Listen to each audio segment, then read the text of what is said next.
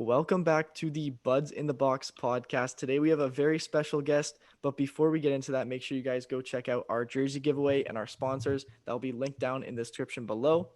And without further ado, I'd like to introduce you to our guest, TikTok star, the Squadcast co-host, and the producer of the Rod Peterson Show, Clarke Monroe. But as we know him, producer Clarke. How you doing today, Clarke? Hey, good. You nailed the intro, man. I was this First close. try. Getting everything right. But how are you? I'm doing great. Yeah, guys, thanks for having me on. This is super fun. I'm really looking forward to getting into all the stuff that's going on right now. There's a lot happening. Yeah. Thank you for coming on. We really appreciate it. And before we get to the question, just for anyone who doesn't know who you are, could you just tell us a little bit about yourself? Yeah, sure. So I produce the Rod Peterson Show, so I'm kind of like the behind the scenes guy, but guest booker, guy that makes that show go. It's a daily sports talk show. We're based in Saskatchewan, but we're on national TV across North America. So that's pretty exciting. That kind of branched off into my own show called the Squadcast with my good buddy Max Ritz, who you can find on all the channels and TikToks and Twitter and all the places as well. So go follow him. He's great. So that kind of branched off. We're just a weekly show. We go once a week. And then from there, I kind of dove into TikTok head first and just crossed 13,000 followers the other day. So pretty excited about that. And Yeah, congrats. having an absolute blast. We've met a ton of great people like you guys. So excited to be here. Awesome. Where did you say where you were from? Yes, yeah, I got in Saskatchewan, Regina, Saskatchewan specifically. I was born in a town called Moose Jaw, Saskatchewan, of about 40,000 people, and moved to Regina when I was about 12, 13 years old. So here I am, right in the middle of the country. So someone born. Oh, you want to go? That brings us to our first question. Someone born in Moose Jaw, Saskatchewan, is a Leafs fan. Can you explain that a little bit? Yeah, sure. So I was a Ducks fan growing up for the first 9 or 10 years of my life. And then I was playing in novice hockey when I was, I think, 8 or 9 years old. And my best friend, Brad, and his dad, Gene, was the coach of the team. They were big Leaf fans. Like, they're traditional Leaf fans through and through. And they kind of converted me. We were the Moose Jaw Maple Leafs that year, and I was number 32. I don't know how that lined up because, minor hockey, it's usually 1 through 20. So I don't know how we had those higher numbers, but I got 32.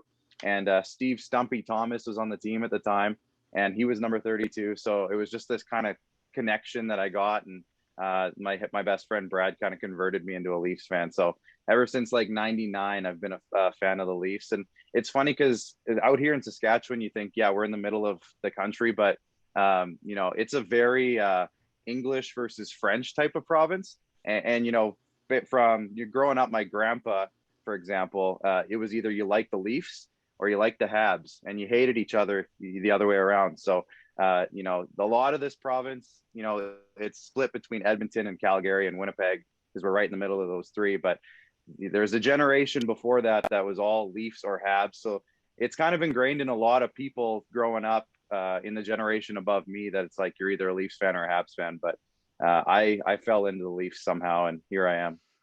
Look at all these jerseys. Yeah. I mean, it's too bad you fell into the Leafs side, but it's also good. I mean, I know. Thank goodness for Brad converting you to Leafs fan. Yeah, absolutely. Yeah, I gotta call that guy. Have you ever been to Toronto? Yeah, a couple of times. Honestly, not that many times. I wish I could go more often, but just went to my first Leafs game in Toronto actually a couple of years ago. It was against the Vegas Golden Knights, and I remember it was on a Thursday. I was there for a wedding. I was there for 5 or 6 days, and they actually played the first night I got there against, I want to say, New Jersey. And I so badly wanted to go, but it was literally I got off the airplane and I'd have to go right there. And my wife was like, no, you're not doing that. So I have a good buddy. His name's Neil. He's a doctor in Toronto. So I told him, I'm like, dude, if you can sneak me into the game on Thursday somehow, I'm just going to say I'm going and I'm just going to leave whatever we're doing. And so he got tickets, and I told my wife, and she's like, fine, just go. They ended up winning 3-1 that night. I remember that. So that was a good time, but it's been a few years, and I wish I could go more often. The only other game I've been to actually was in Philadelphia, of all places. My brother was a goalie with the Flyers organization way back, and we went there to visit him. And the Leafs were there. Matt Sundin, it was like one of his last years as a Leaf, and they won that one too. So I think I'm a good luck charm. I think you guys need to get me out there more often so I can go to more games. Definitely, you gotta come to Maple Leaf Square. That's when we need you the most. Yes. I hope you didn't wear any Leaf stuff to Philadelphia, because apparently Philly fans are just crazy. Like, oh yeah, like all they're Philadelphia insane. teams. Yeah, I didn't. I wasn't wearing anything at the time, again, because my brother was he was on the Phantoms, the Philadelphia Phantoms at the time. Yeah. So I wasn't wearing any blue or anything. I was pretty neutral. All right. I kind of want to take a dive into how you got started on TikTok. But Jude, did you want to ask that? I mean, you just kind of asked it there, but I guess. Well, what was your pathway into TikTok? So I'll straight up say I'm 30, so I'm a bit older than the normal TikTok user. I'm probably older than you guys, but It was kind of one of those things where when the pandemic started, a lot of people, in my generation, I'll say, they all just jumped on TikTok because it was funny and it was kind of the thing that was happening at the time. And I got in there and I noticed there wasn't much sports content. Like right when I got on anyways, I noticed there wasn't a ton of sports popping up for me. And I don't know why that was. And eventually when it did, it was stuff that I didn't necessarily like. And so I got to this point where I was like, you know what? I don't really like any of this stuff. I feel like there's a missing segment. Maybe I'm missing it. Maybe I wasn't looking in the right places. But the funniest thing, you guys know who LeBlanc James is, yeah? Yeah, Ottawa Senators fan. So I was actually on one of his lives one night, and this is actually what kickstarted me. He was debating somebody about how Vegas was handed a playoff team when they came into the league, and I was like going back and forth with him. And I don't know if he even knows this, but I made a video that night explaining why I didn't think that was the case. I think Vegas just built their team the right way and did it extremely well and got extremely lucky their first year. So I made a video with that, and then I was just like, well, I'll just keep going. And then I started getting a few followers here and there. And then eventually the Seattle Kraken series that I made just like exploded. And I think I got like 10,000 followers from that series basically alone, which was silly. But yeah, no, that's kind of how I got started. It was basically, I wasn't seeing the stuff that I would normally want to watch. So I just thought, well, maybe there's other people out there like that too. And now here we are. Yeah, that's actually how I found you. I think when you go live on TikTok, it pushes your videos out on the For You page. So we were live one night and I stumbled upon your live. And I also seen the Rod Peterson show previously on YouTube. And then like I found your account, I saw your videos, and I made that connection, like, oh, you're the producer. And then that's when I got in contact with you. Yeah, that's perfect. Sure all three of us have seen the Seattle Kraken videos on our I saw them. Like, well, I remember running into one of your lives, and then I was like, oh, this guy's intelligent and he's a Leafs fan. I love it. And so I had to drop a follow, and then you followed me back, and I was like, oh, nice. So immediately I was like, oh, I like this guy. But yeah, thank you guys. LeBlanc James, immediately I didn't like LeBlanc James at first. I was because the first time I ever saw him, he was making a video just shitting on the Leafs, just like, and I was like, I hate this guy. But he turned out he's a decent guy. So it took me a while to get liking LeBlanc, but now I've had him on a live. I've interviewed him, and I really actually enjoy his perspective on things. And I know he's kind of a shit disturber, but like that's kind of his charm. So I kind of don't mind it anymore. But at the beginning, like I went into his live a few different times, and I was kind of just arguing with him. And then I'm like, I don't want to be the guy who just argues with him every single time. So I kind of stopped doing that. And then now it's like a year later, almost a year later. So here we are. It's funny. Yeah, I think you got sucked into the the TikTok. What's the word I'm looking for here? I guess the bait to get the interactions, right? The arguments get like. Well, you guys know how it is. You guys do it perfectly. You say something wrong on purpose, and then it gets people going. Well, that's like what LeBlanc James does is perfect, because he makes those obnoxious videos about every fan base. And then he just gets guys in the comments being like, oh, you know nothing. And those comments just push out the video even more.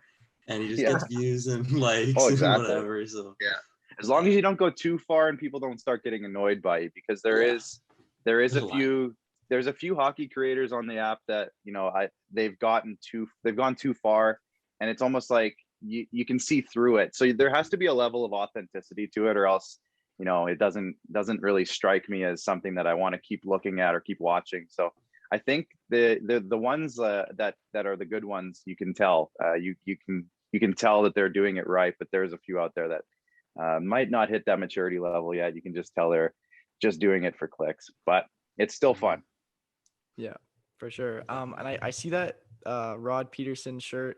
I want to get into that a little bit. We are all outside of the Buds in the Box, taking like kind of a pathway or a career sports wise in university and college. So how did you get to becoming a producer and even the co-host of your own show? Yeah, so I'll try to keep this to within a couple of minutes, because it's kind of a long, but I went to university. I went to California after high school for baseball. I was actually a baseball player, and I played 1 year junior college down there. I did okay, I will say that, but it just wasn't kind of clicking for me. I wasn't feeling like the right thing to be doing. So here in Regina, there's a university, the U of R, and they had a sport and recreation management program there, which was basically a mix between sports planning for communities, like working for your local soccer association kind of stuff, and then also business classes, marketing classes, those types of things, and kinesiology, which is athletic stuff, physical therapy, those types of things. So it was kind of a mixture of 3 or 4 different areas. And from that, I actually got a job in the SJHL, working with the Estevan Bruins in the Saskatchewan Junior Hockey League. And I was the marketing sales guy, but I also did pretty much everything. It was like there was 3 employees. It was the head coach, it was me, and it was the receptionist. So I had to do a lot of different things. And I learned a lot just because I had to in those couple of years.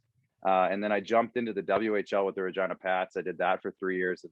That was, I transitioned a little bit more into doing just game day stuff. So it was, all the game day volunteers and employees that do that stuff, the camera production crew, the lighting guy, the music guy, everything that goes on at the game that's not the actual hockey. Basically, I had to make sure made sense and worked. And from there, because I had such a good relationship with the production crew that did the camera work and all the video and graphic work, after a couple of years with the Pats, we hosted a Memorial Cup here in Regina, and it was pretty expensive. So the owners wanted to cut back on some expenses. They let go of a few employees, and I was one of them. But because I made such good friends with the production crew, they were actually starting up this show, and it was just like extremely perfect timing. It all worked out, and I kind of jumped right in feet first. And we're just over 2 years into the show now, and it's going pretty good. So it worked out, but it was kind of a weird path of not being in the media at all, and then eventually just now I'm in the media. So it was weird. It wasn't conventional for sports media. If you're looking for advice, I don't know if I'm the perfect guy for it, but anyways, it was an interesting ride. It still is. Yeah, well, I think all 3 of us are kind of actually on like a similar pathway, like the sports management side, and all the behind the scenes of it. But I did have like one question kind of to wrap it up, and then if you guys have any other questions as well, obviously you can say them. But I just want to know what's next for your career and future, or if you even thought of that yet. Yeah, the sports media is such an interesting place because, at the drop of a hat, something could get canceled. Like you just in the last year, you saw all those TSN radio channels get canceled, or stations get canceled or shut down, and Sportsnet shut down some things. And it's always just an ever evolving place. Like it never stays the same for too long. And this show that we're doing was pretty, nobody was really doing it the way we were doing it when we started. And a lot of shows have started up now in similar ways because of the pandemic. We were very digital to start: Facebook, YouTube, Twitter, those types of things. Then we got a TV deal, which is usually the other way around. Usually you have a TV show and then you go out and put it on YouTube or whatever else. But we started digital and went that way, and we're based on interaction. So our comments actually drive the show. So people watching can comment in and change the topics or add their perspective on things. So I think the way our show is kind of built, we're ready to go for a little while here. And I think we're all kind of bought in. We have a pretty small staff. It's not like it's this big, massive network or big, massive place. So we're all kind of bought in, and I think for the foreseeable future, this is kind of it. But there's a lot happening in the studio that I work in, and I can't really even say a whole lot. Where there's some new platforms even that are developing as we speak tonight. That I might be able to transition into some of that, and it's got some pretty big name guys, and I wish I could just like start spewing names to you guys, but it's still pretty early on. It's a lot of names you would know, but I probably shouldn't just for contractual reasons. But there's some stuff going on, and that might turn into what I end up doing. But for now, I'm pretty happy doing sports talk for a daily basis, and working on my TikTok channel and doing my own show once a week as well. It's pretty fun. Yeah, I actually tuned into Facebook Live one time on the Squadcast, and it was I was very, very impressed. It's very professional. I got to hand it to you there. I was entertained for about 3 hours watching the basketball game. Perfect. Well, that's the thing, right? Like we got extremely lucky. Me and Max, Max was one of our interns, and he just started. Every time he came in, we would get in these heated debates about basically, this guy should get traded here, or this guy sucks, or this guy's good, or whatever. And he's like, man, we could make a show out of this. And I'm a dad. I got a couple of kids. I got a full-time job. I was like, I don't know if I can do this, Max. Like, I don't want to jump into a show. And he just kind of kept poking me, and he's like, guy, we got to do this, man. And we have a studio. Like, we work at a production studio with 2 different studio spaces. So there's always empty space or empty times. And we found a time, and Max is just like, we got to try. We got to do it, because I think it would just be too good of an opportunity not to. So we did it, and we're 41 episodes into it now, once a week. So we're almost a year in. And we got some sponsorship behind it. Not like we're making a bunch of money or anything, but just enough to pay the bills. And it's just been an avenue for me to kind of expand and open up and vent, and have a little bit of a chance to kind of get my own brand going a little bit. And it's been a ton of fun. Yeah, that's the point, right? Yeah. Fun. Yeah. And did Jude or Felly, did you guys have any questions before we get into free agency? Free agency off season. Yep. No, I think I just think I'm just really excited personally. I just want to keep in touch with you, Clarke, and just keep watching your career go. I want to see all this, because you're obviously an amazing personality. I could see, like, I just want to keep watching as the years go by, because I think something big's gonna happen. You have my contact info. Yeah. Dude, anything? No, I'm excited to get into the free agency though. Yeah. Yes. Right. I don't even know where to start. Like, there's been so much going on. So how much time do we have? I want to start. Let's start with. I mean, some new things happened today with Hyman. I guess they said that They said he's allowed to be traded now, even though he's a UFA. I don't really understand that, but yeah. So I can get into that if you want. So basically what happens with contracts is, as you know, guys, if you sign with your own team, you can get that extra 8th year on a contract. So what the Leafs have allowed, I think his name's Todd Reynolds or something. Todd Reynolds is his agent. What they've allowed him to do is go out to other teams and say, basically sign a contract, and then come back to the Leafs and say, if we sign here, will you trade him? It's basically, the Leafs have to sign the contract and then immediately trade him to whatever team it is that they've worked out a deal with. So with that, then you've seen the tweets where there's like, 10 teams have sent in offers or whatever. So essentially it's trading the rights to Zach Hyman, but it's actually signing Zach Hyman to an 8-year deal to whatever amount of money that team is willing to pay him, and then trading him to that team for whatever assets they work out in the agreement. So I don't know how much different that is than, like, Victor Arvidsson getting traded from Nashville to LA, getting a 2nd and a 3rd round pick. I don't know if it's going to be that type of value coming back, or if it's going to be like a 4th round pick with a condition on it. Maybe if he plays a certain amount of games, maybe it turns into a 2nd round pick. I don't really know, but it's pretty exciting to think that, instead of losing the guy for nothing, they might actually get something for him, because it's Zach Hyman. Like, the guy's been a huge part of the team for 6 to 7 years now almost, and it would suck to just lose him for absolutely nothing, considering when we traded him for Greg McKegg back in the day, we kind of thought it was a throwaway trade, just a minor league trade, and Zach Hyman's actually turned out to be probably one of the most important parts of the team over the last couple of years.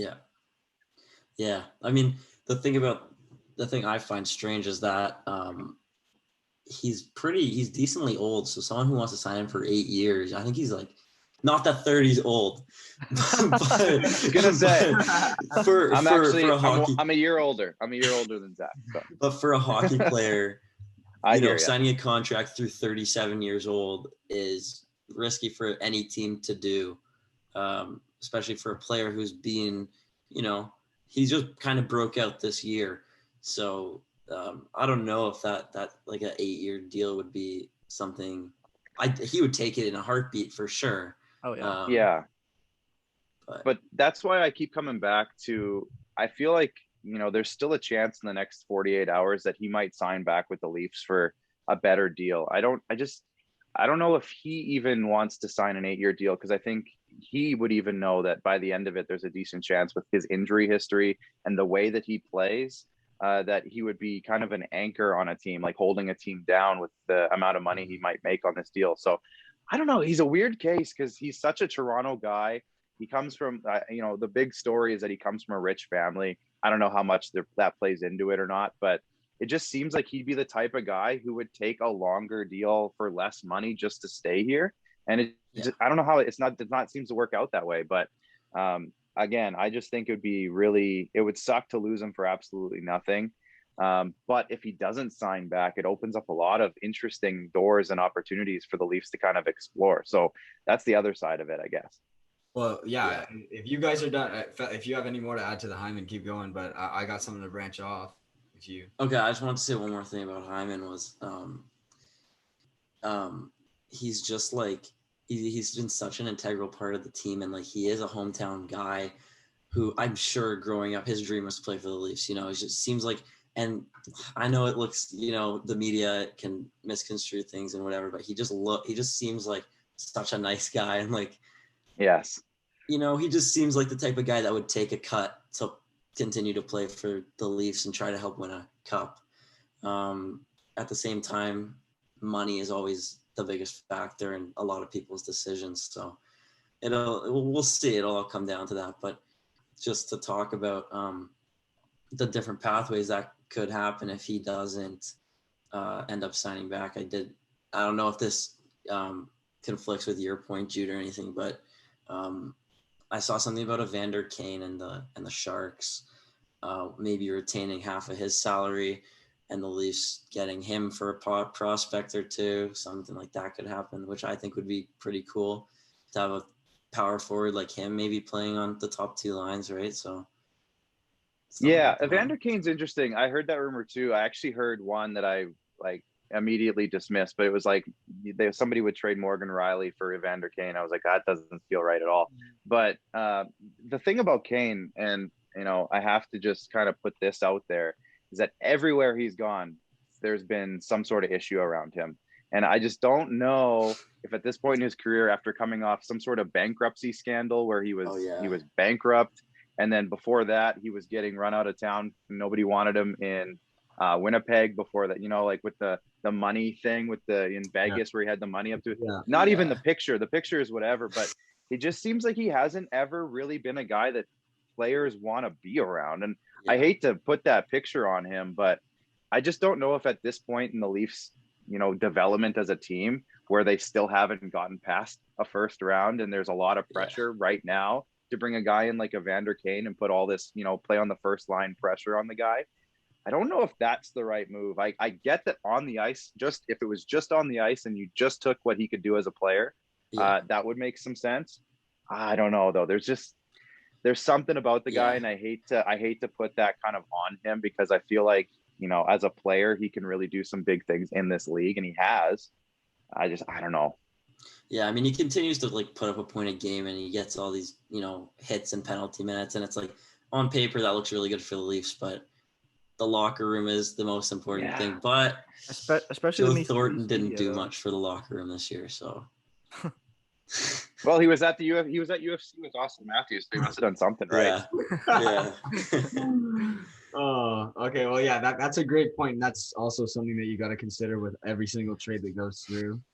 And that's an amazing point. But I wanted to get into probably something that's been on a lot of our minds, and something that actually changed within the past couple hours was the talks with the Colorado Avalanche involving Gabriel Landeskog, and obviously our opinions changed because of we were actually all talking about this in the car, and then we're in the car sitting there, and Ryan Graves is cap dumped, as that's what we've gone through. And with that looks, I mean, Gabriel Landeskog is a power forward sniper type. He's a perfect replacement for Zach Hyman in my eyes, and another cupless captain might not help, but you know what? I've heard enough from Habs fans for that, so you never know. But I wanted to hear your thoughts.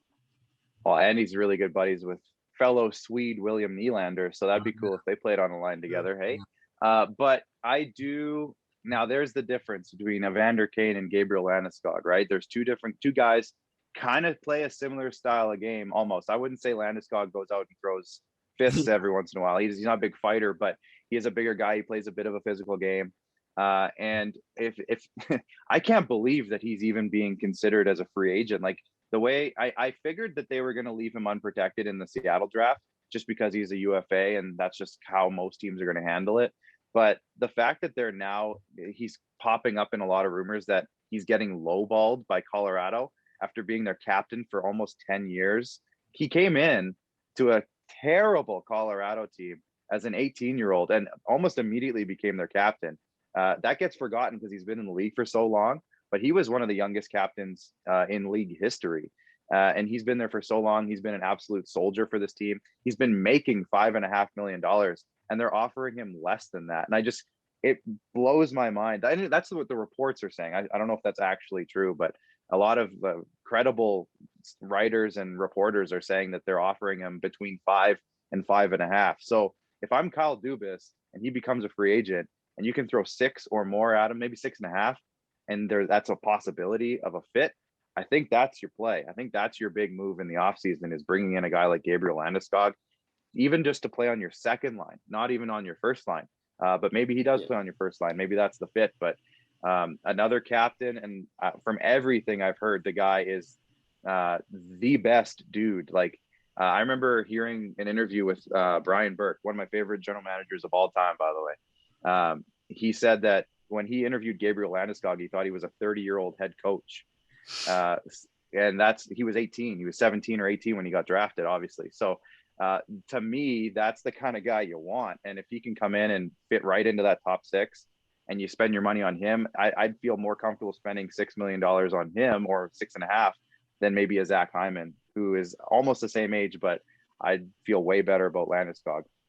Yeah, well, that just to think about it, if Landeskog is asking, if he's only asking for 5 to 5.5, which I think he's selling himself short at that point, I think personally. What could Hyman be asking for? Like, is he being greedy or like what's going on? Because I don't know. That's weird to me because they're both left wingers of the same age. You know, it's like, and Landeskog is just a much more established NHL player than Hyman, but like they want the same money.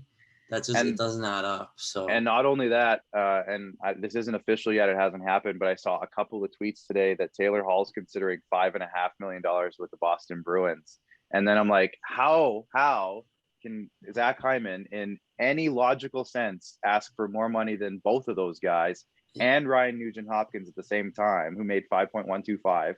I just don't see it. To me, Zach Hyman is worth 4.5. If Zach Hyman comes back, he says, "Hey guys, I'll take 5 years, 6 years at $4.5 million." I think they do it in a heartbeat. I think it's done. But if he's actually seriously going out there and asking for 6 for 8 years with a guy who's already had 2 really bad knee injuries, I don't know what he's doing right now. I feel like he's almost torpedoing himself a little bit, but I guess it's all going to play out in the next couple of weeks. We'll probably hear some stories about what actually went down. Hopefully. Yeah. Well, I mean, if the Leafs could land Landeskog, that would just be an unbelievable move. I mean, the only thing about that is you might have to spend a bit less money on the other role players, like the backup goalie spot, maybe. Like I've heard some things that I've heard that they're like their basic solid number is like they're willing to spend $3 million on another goalie, basically. Right. So who's willing to take that? Not Anderson for some reason. I mean, I don't really want him. There's another guy. There's another guy. Yeah. Have fun sitting 3 rows behind Matthews at UFC fights, Freddie Anderson. He doesn't even get to sit with him. Did you guys see that? Yeah. I found it hilarious. The fact that he walked in with them the first fight. I think he went to both, by the way. I think he was at the last one too. And I didn't see a single picture of him, but I think he was there. But the funniest part was, that headline was Justin Bieber walks into a UFC fight and everyone's excited about it. And then eventually the sports people are like, that's Austin Matthews. And then eventually the Leafs fans are like, and that's Freddie Anderson, guys. Like, what is he? He's made $25 million in the last 5 years. He's nothing. Like, and then he doesn't even get to sit with them. I just thought that was hilarious. Yeah, that's so funny. But like, what do you think? I know I answered the Ask a Hockey Talker video. I said focus on signing Hyman, dump Anderson. I still think that's the case. I think focus on a left winger for the first line or second line, and try to find a different backup goalie. What backup goalie or just tandem goalie do you think would be a good fit with Campbell? The good part about this year is there's a ton of options, and it might not feel like it. It might feel like the world is ending because we don't have a goalie signed right now, but there is a ton of options out there that I would be just fine bringing in. The good part about the Leafs is that depending on what happens with the Seattle draft in about a week, the defense group is set. They can bring back the entire same group as last year if they want. And it was underratedly good last year. The defensive group was great. The TJ Brody addition was massive. So that really settled down the rest of the group. And Justin Hall, Travis Dermott signed, Sandin Liljegren, they're all under contract. They just need to bring back Bogosian. I don't think that'll be an issue if they want him back, which I think they will.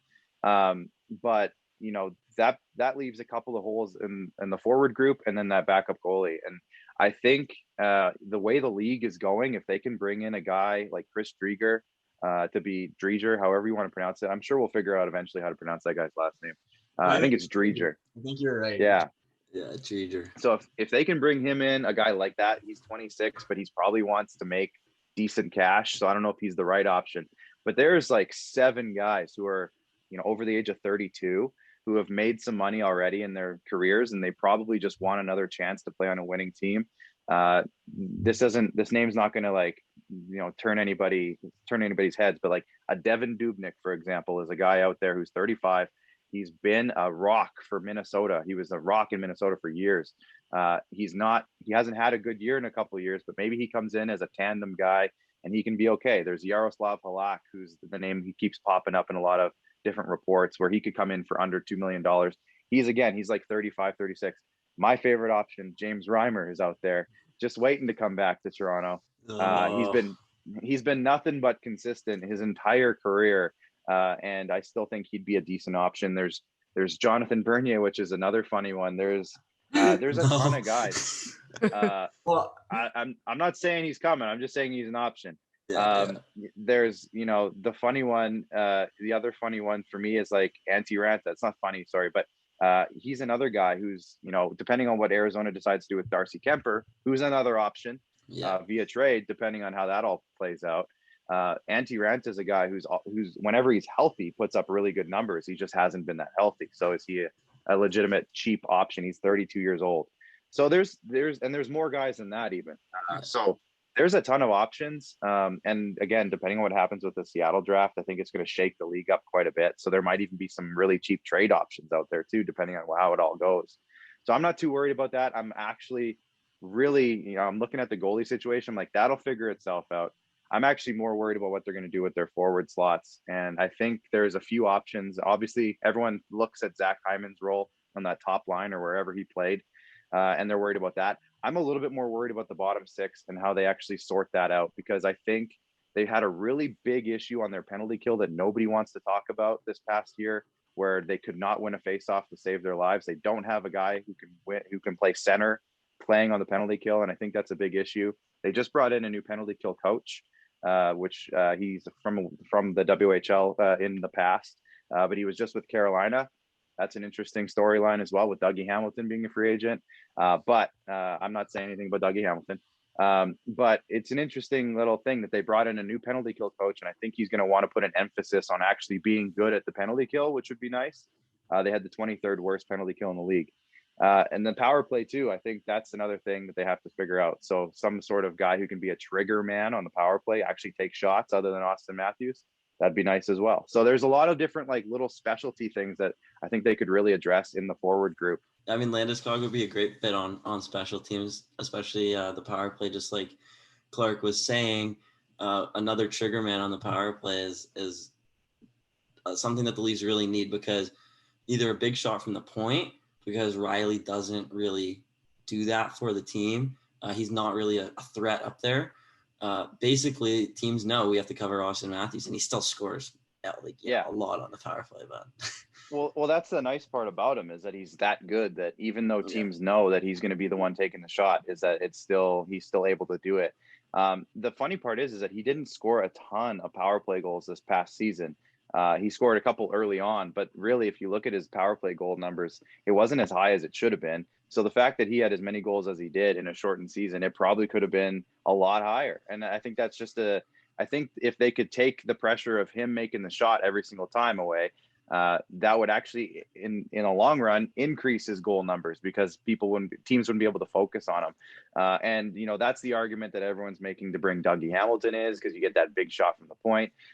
They actually remember they tried Jake Muzzin on the point on the power play a couple times, and he actually got a few blasts through, and it actually worked. Scored. It's crazy.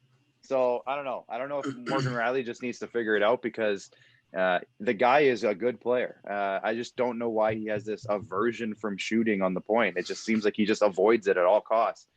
Tyson Barrie was here last year, and all he did was shoot it into shin pads. So there's got to be a balance between that, because you can have a shooter, but it's got to be the right shots too at the same time.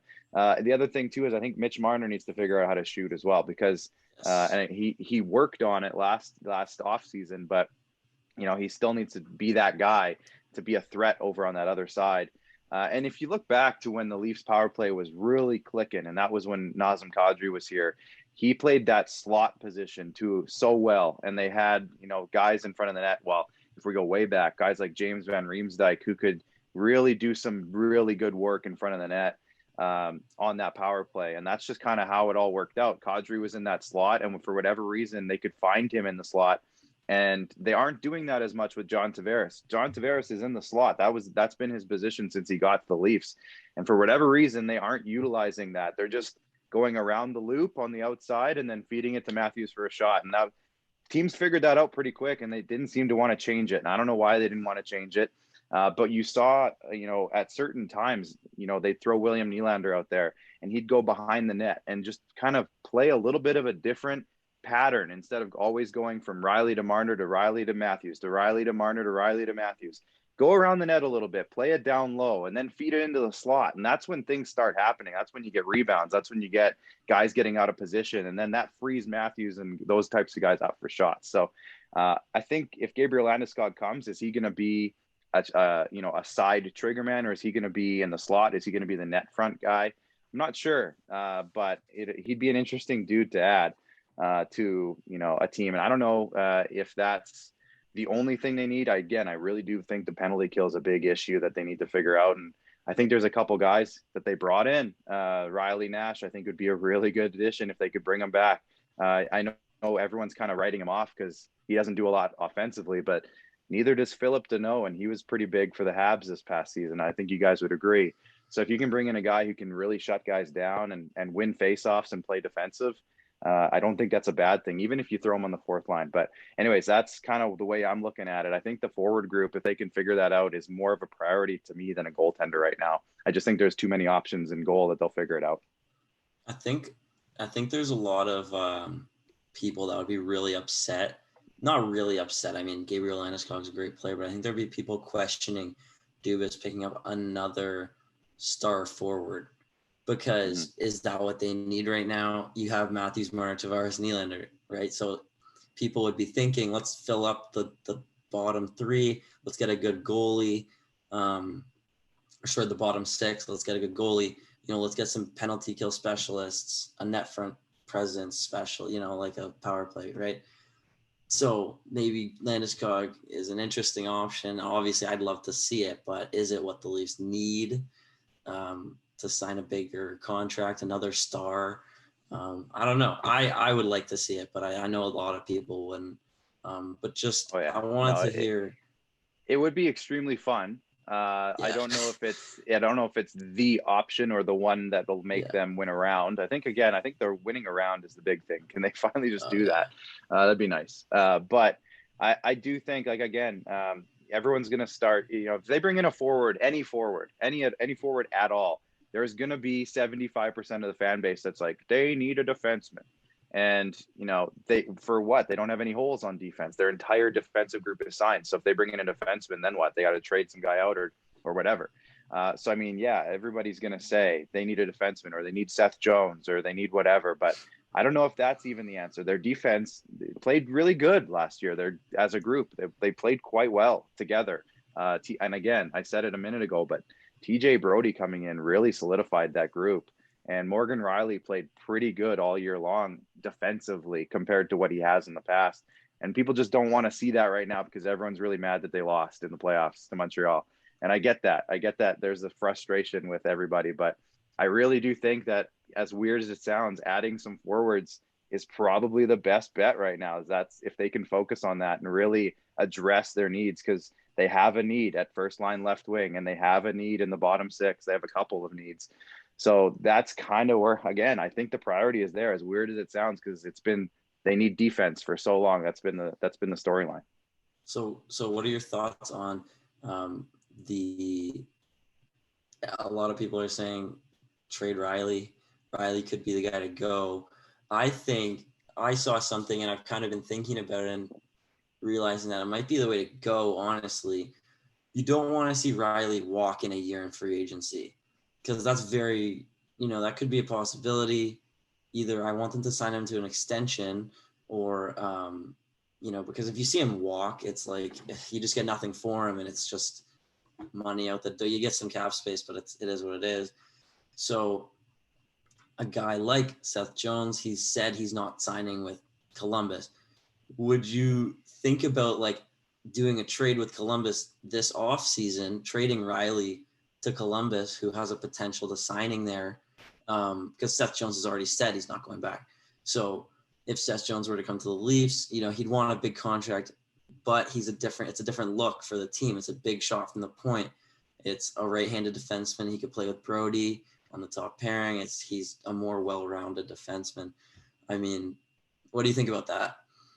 I mean, if you're just looking at on ice and nothing else, I think that would be somewhat of a logical move, bringing in a guy like Seth Jones. But from everything I've heard, he only wants to go 3 places. And I just saw a tweet today that it's Chicago, Dallas, and Florida. And I don't think he wants to go anywhere else. So if you're trading for Seth Jones right now, you're going to be in the same boat, because he's going to be gone in a year or two and he doesn't want to be there. So I don't know if there's a way that they can convince him to sign, but they better be pretty darn sure that he's going to sign an extension there before they go out and acquire him.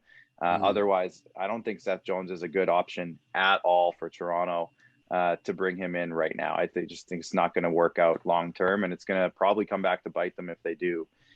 So I think there's other options if that is going to be the case, if they want to trade Morgan Rielly. There's other ways to do it, but I don't think Seth Jones should be the target for that one. Yeah, well, go ahead, Eric. No, you go. Okay, well, I was just gonna say, what we've been talking about recently is actually the more or less Kyle Dubas and his lifespan in the Toronto Maple Leafs organization, and that's including Keith and the rest of the office, as we know. But that being said, would these trades and acquisitions affect? Does Dubas want to go all in, or does he want to create? Does he want to pull a Lou Lamoriello and leave us with nothing, or does he want to try to build a super team? What do you think? Yeah. So do you think? Okay. So you're saying, does he want to go all in this year and just try as hard as he possibly can, or does he still want to look long term and build a sustainable future? I think his entire approach to everything is always going to be, can we keep this team good for the next few years? So I think that's always going to be in the back of his mind. But he hasn't been afraid to go out and pull the trigger on a bit of a rental, like we saw this year. Nick Foligno trade. They got the Rielly Nash thing. They did a couple of things throughout the year. Galchenyuk even was kind of a weird one that kind of just really I thought it worked out really well with Galchenyuk. And like to an extent that I wouldn't be scared if they brought him back and they tried him in the top 6 as a cheap option just to see what happens. And then if that gives them a little bit of flexibility, maybe later in the year to bring in somebody else, maybe that's how they go about it. But I don't know if that's the best option. I'm just thinking if they need to address some other spots, that maybe bringing back Gouch might not be the worst thing. But I think that he always has that in the back of his mind. I think sustainable success has always been kind of his approach. So I don't think he's going to go out and start trading for 36-year-olds just because he wants to win one round. I think he's going to always have that in the back of his mind, that he's got to be building something that can stay for a while. And this offseason's a big one, guys, because they built up to this point for so many years where certain moves were made to get where they are now, and they haven't worked. So there's that really pent up frustration with all of the fan base, like really questioning Kyle's approach to everything. It's not working. So what did you guys do this all for if it's not going to work anyways? So I think the moves he makes this offseason could be one of those. It could be getting to the point now where if it doesn't work out this year, he could get fired. So there might be a bit of pressure, but he's always shown that he doesn't really bend to the pressure. He always likes to stick to the way he likes to do things for the most part. So I wouldn't think that he's going to go out and like trade every single prospect. And I guess we don't have many picks because he kind of already did that. But I don't think we're going to see that he empties out the entire organization to try this 1 year. I don't know if they're even at a point where this 1 year would be the right move. I think you have to, if you're going to be doing that, maybe like a Tampa Bay, for example, I think you have to have, a couple of pieces like a Victor Hedman and an Andre Vasilevsky in place. And then you go all out and do everything you possibly can. And then you have to lose 16 guys in the offseason because you're $18 million over the cap. Like that's when you go do it. I don't think the Leafs are quite there yet. I think, if they made the conference finals a couple times, then maybe I'd say, yeah, this is the year they're going to go for it because they just want to get finally to that last part. But they got to win a round, I think, before Kyle Dubas gets that in his head. I think he's still working on making this team good for the next 3 or 4 years at a time. I mean, it's got to be in the back of his head that there's a huge possibility he's getting fired if they don't make it past the first round.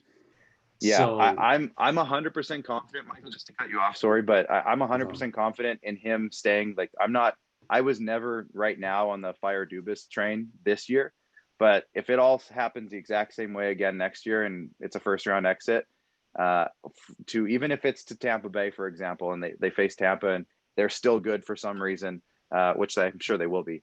But if they lose to Tampa, like I still think it's going to be, now I'm thinking about maybe it's not the right, maybe they got to make a change, but I'm 100% confident at least this year, the way they have things going, that I think he can do some really interesting things this summer and show off his ability as a general manager because he doesn't have a ton of cap space. So this is the type of year where, with him and all the wizards that they have in the front office with Brandon Pridham, that you keep hearing his name all the time, Lawrence Gilman, you keep hearing his name. These guys literally wrote the rules on how the CBA works. So I think, these are the guys you want right now in a situation like this to kind of work the system a bit and figure something out. So I'm very interested to just see how they do this year and figure it out and come up with a formula that maybe is the winning formula. Yeah, I think another thing we also have to keep in mind is the Atlantic Division is going to be really good next year. Like, it's going to be very hard to make it past the first or second round, even unless you get like a wild card. So, yeah, you might be right about the it might not be their year because I don't think there's really any team that could have beat that Tampa team this year. Like, not a single team, especially when you're $18 million over the cap. Yeah, and they were healthy-ish. Like, I know there's all these reports coming out that like Killorn had a broken leg and Hedman had an MCL injury and all these injuries. Yeah, that happens to everybody. But the fact that all their guys were pretty much playing the entire time, Tampa was just loaded. So I think that's the part you want. That's the point you want to get to. But I don't think the Leafs are there quite yet. But yeah, no, the Atlantic Division is going to be interesting. I don't know. I'm wondering if it's going to be a little overblown. I'm like Boston, I think is really interesting because I said this year that they were going to fall off a little bit and they did a little, but they were okay. Tuukka Rask might not be back he might just quit. Yaroslav Halak might be gone. So they might be going into next season with Jeremy Swayman as their starting goalie. That's interesting to me. Regardless of if Taylor Hall comes back or not, that's interesting. They still don't have a really deep defensive group either. So I'd be very curious if Boston might not be quite as good. Maybe this is the year, but they still have Marchand and Bergeron, so probably not. But Florida, I just never know with Florida. I straight up never know. Spencer Knight might be their starting goalie next year over Bobrovsky. So what's that going to look like? He's a rookie. He's 21 years old. Like, he's just coming out of college pretty much. Is he going to be the guy to take them past the first round? I don't know. And then, Montreal, everyone has already talked about how they're not going to be good next year. Shea Weber might not play. So there's another part that I don't know. We haven't talked about it yet, but Shea Weber might not play next year at all. Put him on the LTIR and stack the team.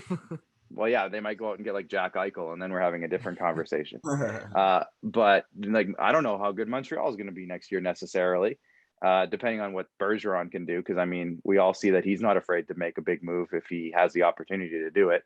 So there's that. And then Tampa, I mean, they're going to have to change something there. They're going to lose some people in one way or another. They're probably going to lose upwards of 4 or 5 different players this offseason. So how much is that going to change their team? Steven Stamkos has even been rumored to be, I don't know if you're going to get rid of him or not, but that's been talked about. So it's going to be a different division altogether. And Buffalo and Detroit, like, at least they're coming into the division. We can run ship on them for 8 games a year or whatever it is, 6 games a year. So there's that. But I don't know. I think it'll be different than it was a couple years ago with Tampa, Boston, and those types of teams in the division. It's just going to feel different. It just seems like there's too many things going on this offseason. It's going to be a wait and see.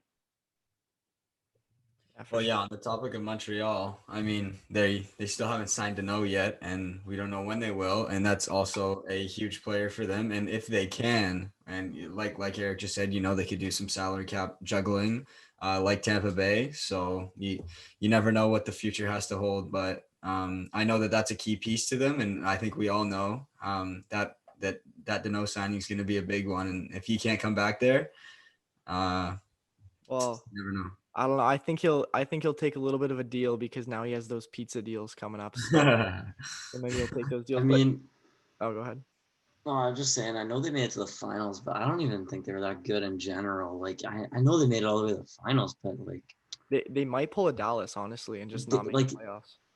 During the season, they weren't good. They were 17th in the league. Did you guys hear the funny stat? Is that Carey Price had more playoff wins than he had regular season wins? Yeah, really? I could have put that.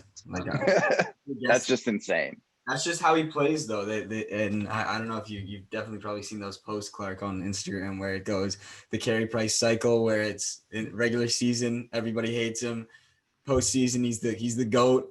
It's the end of postseason, they don't win the Stanley Cup, and then it's just the same cycle over and over again of Carey Price is the best goalie in the world, and then regular season comes around and no one talks about him. So I don't know what changed when that word playoffs gets in his head, but it blows that we were victims of it. Oh yeah, and it's funny too because when they're good, he's not playing great, but when they're bad, he's the best goalie ever. Yeah. But they can't score, so it's wasting him, and it's such a weird thing that Carey Price has had one of the weirdest careers I think ever. Yeah. Yeah. Anyways, the Montreal is an interesting case. They finished 18th in the league, so I don't think there's any confidence that they're going to be a playoff team next year. Right now, I still think they have a lot to do. And like we look at their roster, Nick Suzuki showed real good signs this year that he's going to be a player. And Cole Caulfield showed signs that he's going to be that kind of scoring option that they've been waiting for a long time. So that's interesting.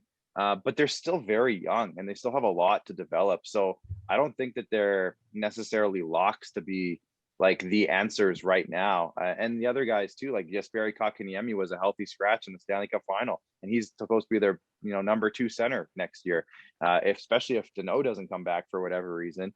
So I don't know. I feel like I'm not too confident that Montreal is necessarily going to be that team next year.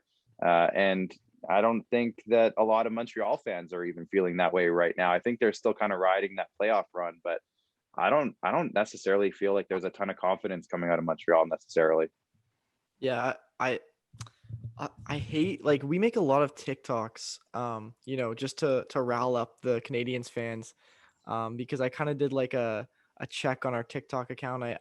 Commented all 32 teams in the NHL, and just to see which one would get more likes in the comments. And Yeah. Montreal, even though we're like a Leafs page and we post a lot of Leafs content, there was more like Montreal fans that watch our videos.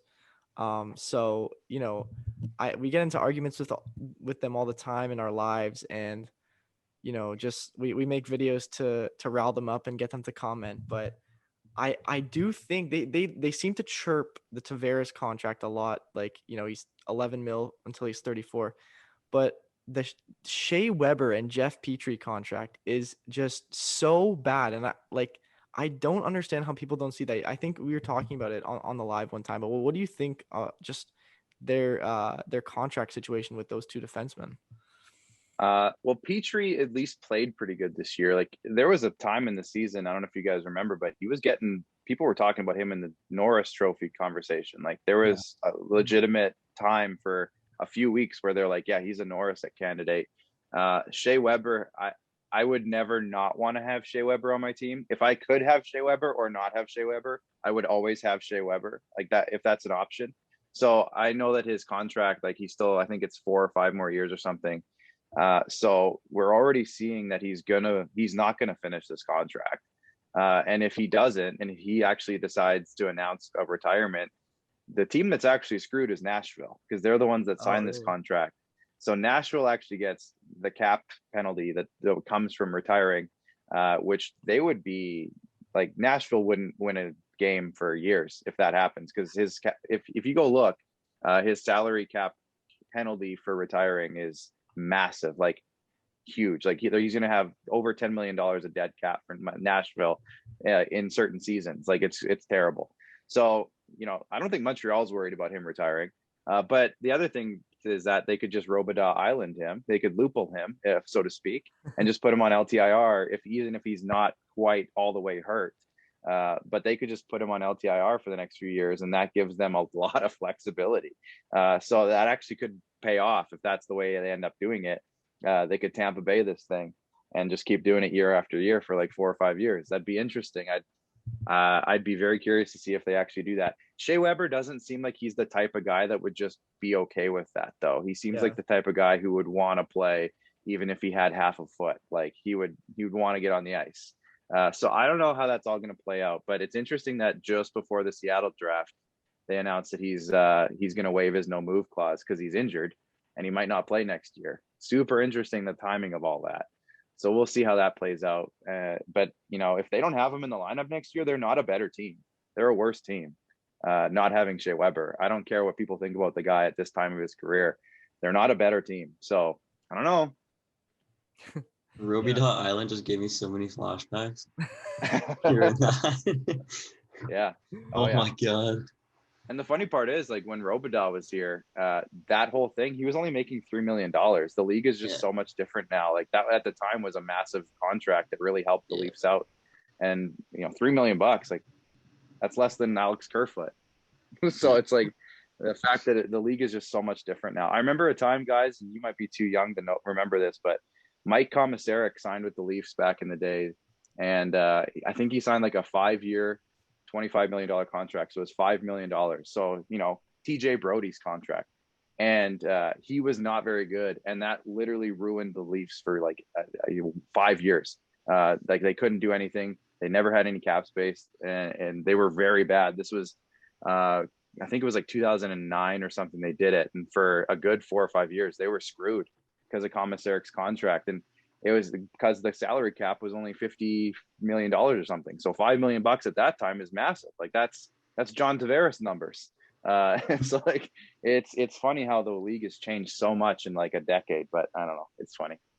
Yeah, I find the salary cap stuff really interesting. I saw a video on TikTok the other day.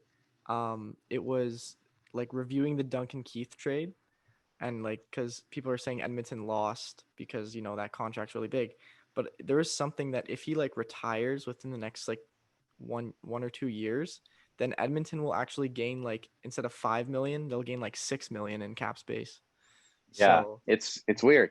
So again, that's back. He signed his deal right around the same time Shea Weber signed his. They have similar deals. So the way it works, and I don't quite get it, but if he retires, Chicago gets screwed. They have to take on his full cap hit next year, $5.5 million. And Edmonton actually gains negative $3.4 million of a cap hit. So they actually gain $3.5 million on their salary cap. So I don't know how that works, but like that would be a huge benefit to Edmonton next year if he retires after this season and he retires. So they don't have to worry about his cap hit, and they gain $3.5 million out of nowhere. That's actually pretty good. So maybe that's part of the deal. I saw the same video you saw, I think. Yeah. So like if that's the plan, it's actually kind of genius. But I don't know if that's the plan or not. We'll see. Yeah. Yeah. Well, I guess we've probably been going for like way over an hour, but I'm pretty much out of questions here or just free agency talk. Do you guys have any more? I just had one more, and this is all for Clarke, but it's if you want to keep it private, it's all you. But who is your favorite Toronto Maple Leaf and will always be? And then who is your current favorite right now? All time. It's so weird because I came in at a time where they had a bunch of Hall of Famers on the team, but they just went out and added, like, that's when they went out and added a bunch of 40-year-olds. Like Ron Francis came in around the time I was like becoming a fan. Brian Leach, Eric Lindros was there. Like it was Joe Nieuwendyk, like all these guys who are now Hall of Famers. They all just kind of came in randomly. So it's like the Leafs have had so many good players, but they haven't had very many good players at the same time. But I mean, the easy answer is Matt Sundin. He was just such a rock on this team. He was like the foundation for so long.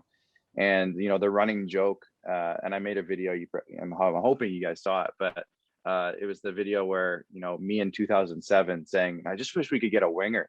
That was the conversation for like almost a decade. Just get a winger for Matt Sundin and this team would be just fine. And now we have two really good wingers and everybody hates them. I just think it's hilarious. But I think Matt Sundin is the easy answer. Right now, I mean, well, Adam Brooks right now is probably my favorite Leaf. But no, Austin, I mean, it's hard not to be an Austin Matthews fan. The guy just does so much. He does so many things that you just haven't seen. And I think he's not even fully appreciated for how good he actually is yet. And I think a lot of people just love to hate him because he's on the Leafs.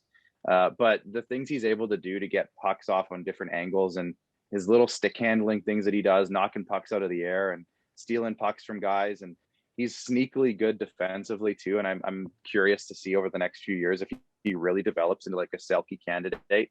I think that's actually a possibility with him. So I think he's probably right now, he's just my favorite guy to watch because every game you just don't know what he's going to do. And it's not often that you get to see that where, you know, you go into a game and you're like, okay, what is he going to do tonight? I just don't even know. So that's why he's my favorite, not just because he scores a bunch of goals and stuff and he's like that, but I just don't know what he's ever going to do. He's such a highlight reel and it's crazy to watch. And we've been waiting for a guy like that for so long. So I have to say between Brooks and Matthews. Yeah. All right. Well, I think Brooks could fill out the fourth line next year too, actually. Anyway. Please. Third line. Easy. Third line. And he can penalty kill. So there's my answer on the penalty kill. He actually played really well with Thornton and Spezza. Yeah, he was really good.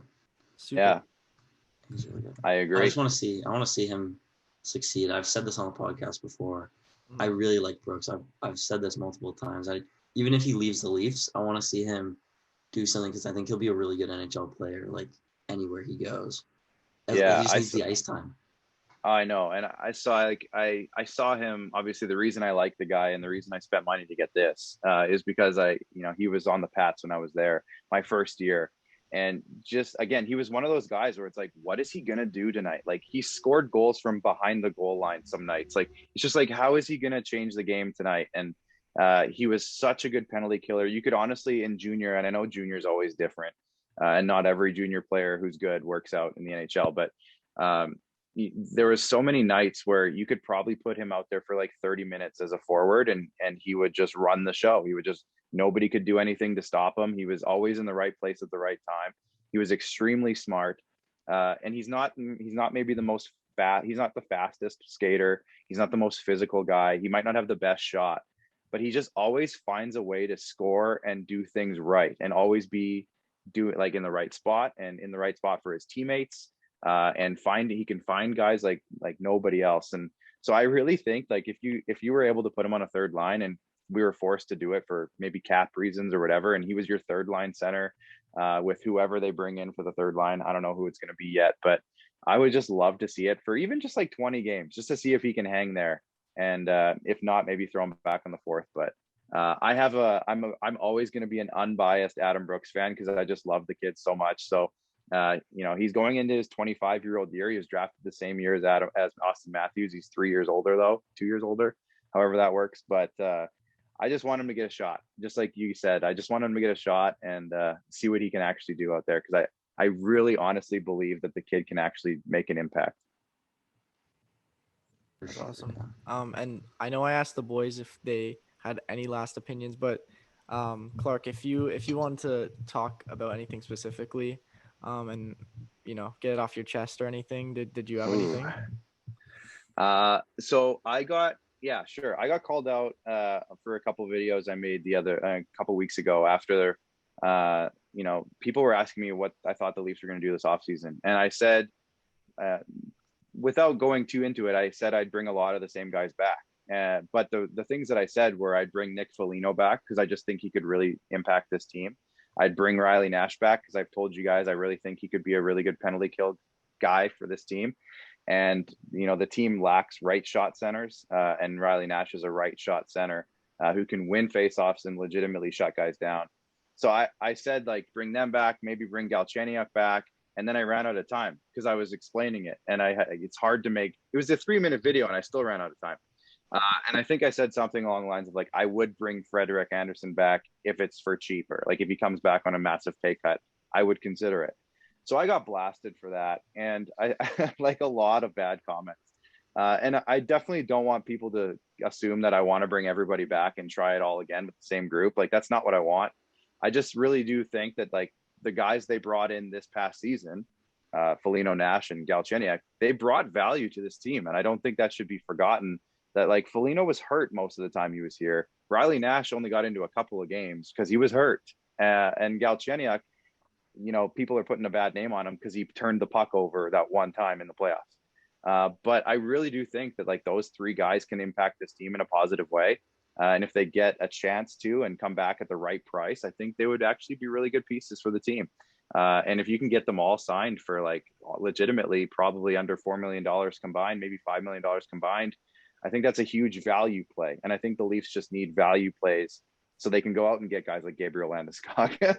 But like, if they can bring in, they need to fill out some spots. So if they can fill in some spots with those guys for maybe like $1.5 million each, or something like that. I don't know if Nick Foligno wants to take a huge pay cut like that, because he's probably worth more than that. But it's just something that I wanted to kind of say. I don't want them to bring back the exact same team, but I just think there are some guys who are already here who haven't really gotten a chance to play on this team yet, and I think they deserve one. And I'd love to see those guys back. But I do think that there's going to be a big move made, and I'm just, the Seattle Kraken draft has me going. Like, it has. I love that, the idea of expansion drafts, just chaos. Every team has to lose someone, and that just always gets me going a little bit. And so I'm really interested to see, like, the lists come out this weekend. The draft is on Wednesday, the entry draft is on Friday, and then free agency starts on Wednesday. So, like, it's just going to be a chaotic week, and I just can't wait for it to happen. So there's me. That's what I wanted to say. Well, you heard it here first. The producer Clarke controversy. Yeah, it was kind of ridiculous, but yeah. Anyways. Yeah, well, we'd love to have you back on, especially for maybe an expansion draft video, because that seems to be your forte, or even like a free agency video a few days after, something like that. That would be awesome to have you back. And I guess we'll wrap it up here. So thank you so much for coming on the podcast. This is one of the best hockey talks we've ever had. So perfect. Thanks, guys. So much. Yeah, anytime. Let me know, and as long as I'm not on dad duty or something, I'll jump on with you guys for sure. Awesome. All right, so thank you guys for watching the Buds in the Box podcast or listening on Spotify. Make sure you guys hit that subscribe button, hit that like button, and comment if you enjoyed or not. This has been the Buds in the Box. Bye for now.